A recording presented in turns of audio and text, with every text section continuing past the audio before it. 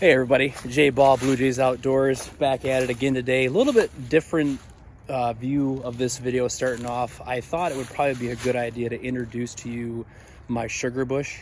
I don't really have a sugar bush technically. A sugar bush is typically a big lot of land with tons of sugar maples on it, but I tap all road trees because I only have 1 acre of property, but luckily my neighbors are nice enough to let me tap their trees. So what I'm gonna do real quick is just show you guys some of the sugar maples I tap, explain to you why I'm fortunate to have road trees and some of the benefits to having road sugar maples. So check this out. So I guess we'll start off, this right here, seeing the root base exposed like this is one of the main benefits of having road sugar maples, because this does warm up quicker in the spring with the snow melt, because you got to get the base of this tree thawed out so the sap can flow, which we'll talk about probably in a later video. But this is one of the pretty good sized sugar maples that I have on the road here that I live on. So I think I typically put about 3 taps in this, and I'll talk about how many taps you can put in per tree.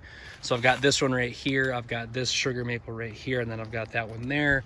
Plus there's a couple there, so you can see they're all in a pretty straight line, which makes it really nice for collecting, which I'll show you my collection system as well. But having these road trees, it gives them the ability to get these bigger crowns, and I'll show you guys some pictures of some big crowns. But what's really nice is the bigger the crown, the higher the sap content and the higher the sugar content possibly in sugar maples. So that's one of the benefits of having road sugar maples. That right there is a great example of why it's beneficial to have what we call road sugar maples. So that's actually my neighbor's property. He makes his own syrup too. He's got a smaller operation, but he's got some really nice sugar maples. That crown is huge on that tree, and man, when she gets running in the spring, there's a lot of sap that comes out of that, and that tree actually has a very high sugar content. So you'll see typically with these road sugar maples, the bigger ones, they've got these giant crowns. Okay, so the crown of the tree is this part right here, and the bigger the crown, the more sap and the higher the sugar content typically is in these trees. Here's some that I do tap, so I've got permission to tap these trees. So again, some bigger ones with some bigger crowns. And the nice thing about these trees is they're not fighting for space. You know, when they're in the woods, they're fighting for their territory, which here on the road, they typically have an opportunity to get bigger crowns. They're not fighting for all that space, so they can spend more time, you know, making better sap, is from my understanding. So that's just kind of a view. Here's a better view of the sugar maples. Like I said, I got some here, some there, down a straight row. And then I've got some down there that I've got permission to tap. I've got some down there that I'm allowed to tap. And then down the road here on this side of the woods, there's quite a few, and then kind of back and forth down that way. So I really only have about, I would say, a quarter of a mile of trees that I tap, and I have 175 taps that I tap every season. I do add a few here or there, but in general, I make between 25 and 28 gallons of syrup. So just a quick introduction to the sugar bush, and I'm very fortunate because it is right next to the house. So very easy to collect, very quick. I'll show you guys that entire process as well as the season progresses, but I just want to take a minute to introduce you to my sugar bush.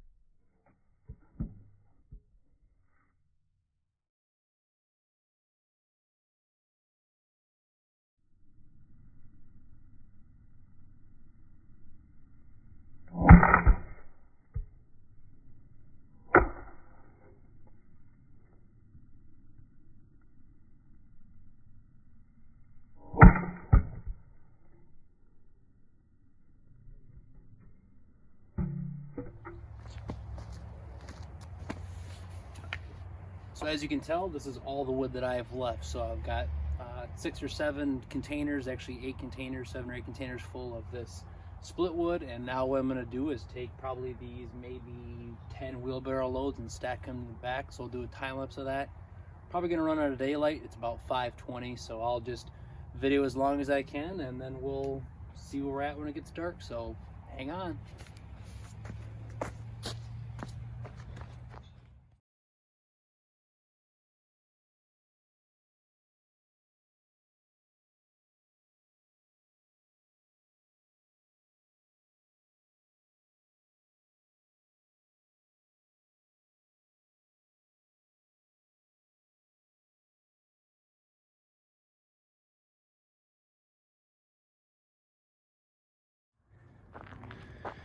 Now that is a pretty sight. So all 15 yards of wood have now been either stacked in the wood pile right here that you guys can see, that you guys got to watch, or it's waiting in those trash cans already pre-cut, or it's stacked in the back, which you guys just saw me do. So I don't know if this portion of making maple syrup is what you guys expected to see, or if you even knew that this is how much wood I actually go through. This is a very small amount compared to some of the larger producers. They go through face cord after face cord of wood because they have much larger evaporators. I have a very small 2x4 foot hobbyist evaporator.